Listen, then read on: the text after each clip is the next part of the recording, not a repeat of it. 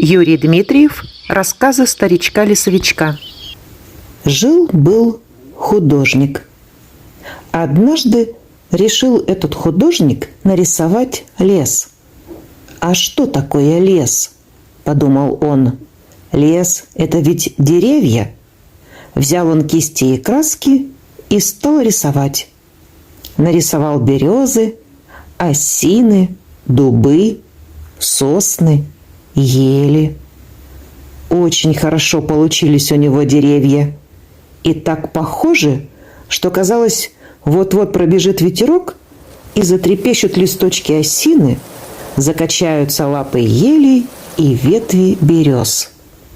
А в углу картины художник нарисовал маленького человечка с большой бородой, старичка-лесовичка. Потому что в каждом лесу должен быть обязательно лесовичок. Повесил художник картину на стену, полюбовался ею и уехал куда-то.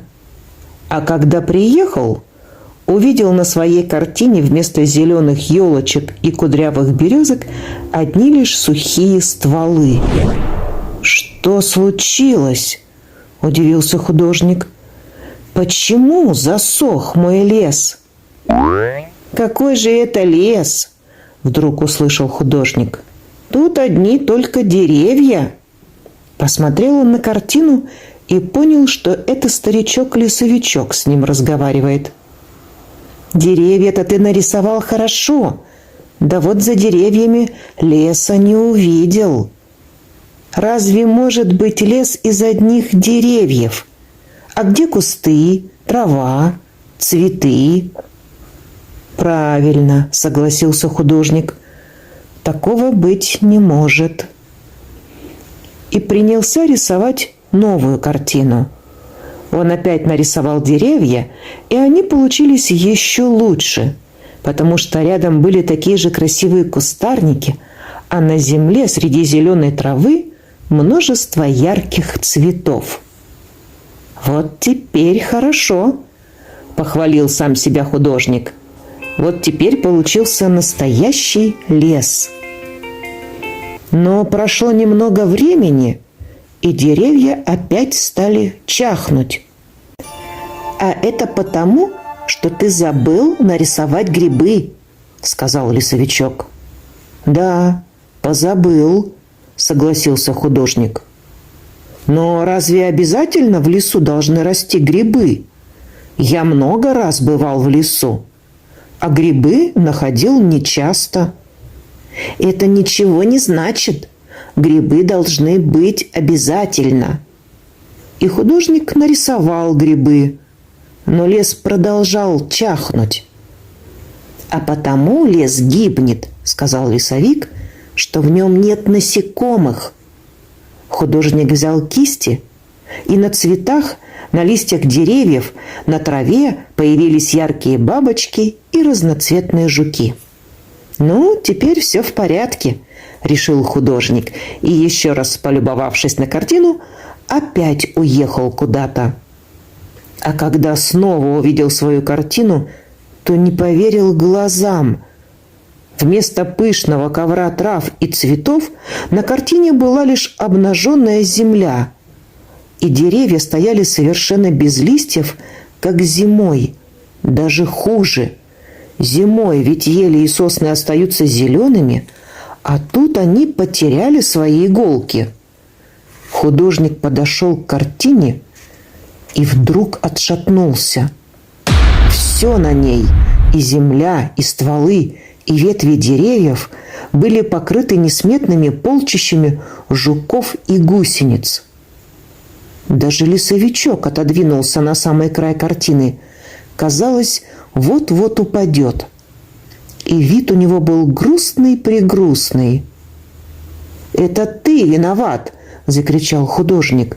«Ты велел нарисовать насекомых, а они съели весь лес». «Конечно!» – сказал старичок-лесовичок. «Конечно, съели весь лес, и даже меня чуть не съели».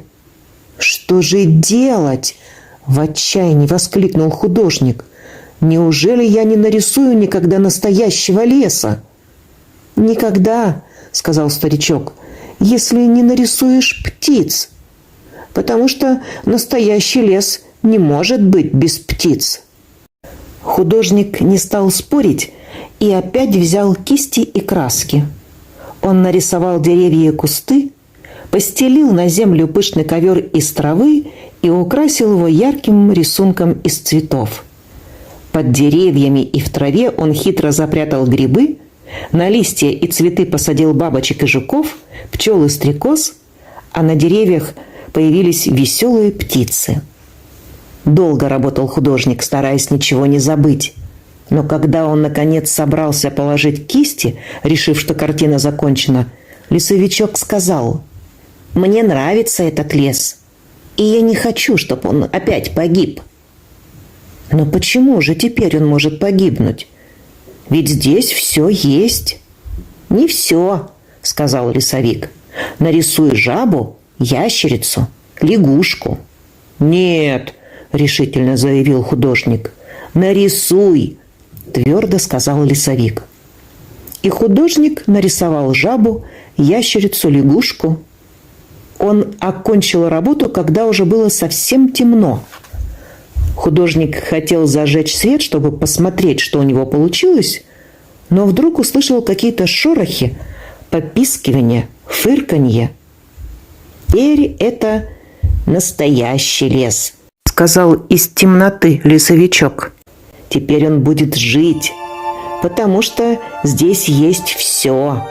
И деревья, и травы, и грибы, и цветы, и животные. Это лес».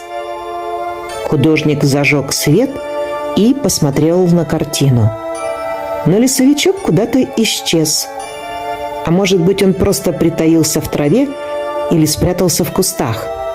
Может быть, он залез на дерево, и его не было видно в густой траве. Да мало ли куда мог он спрятаться в лесу. Ведь прячутся же в нем тысячи и тысячи жителей, и прячутся так, что их совершенно невозможно увидеть. Ведь живут же в нем тысячи и тысячи тайн, которые очень немногие могут разгадать. А еще живут в лесу удивительные сказки, очень похожие на правдивые истории.